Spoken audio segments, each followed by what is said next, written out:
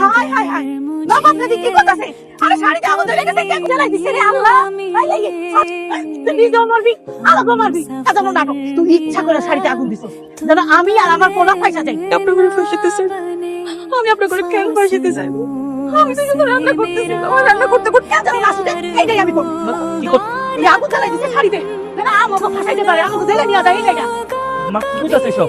মা যা কইতাছে তা কি সত্যি?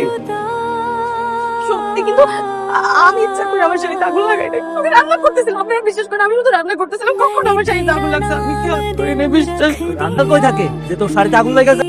আল্লাহ গো আল্লাহ, কি কইতেছে তোর বউ? দেখছো কাল লাগি তাতে আমার আলাদা করে চেষ্টা করতেছে। তুই চাইতাছস আমার মা আর আমার সম্পর্ক নষ্ট হয়ে যায়? নির্বাচনে দাঁড়িয়ে নির্বাচনে জিতু, এটা তুই চাইতাছস? চাইতে আমি নির্বাচনে যাতে না জিতি। ভুল যেহেতু তুই করছস, শাস্তি তো গোয়াল করে গিয়া সব কাম করবি। এই খালি রইছস কেন? ওরে লিয়া যাও মা, লিয়া যাও।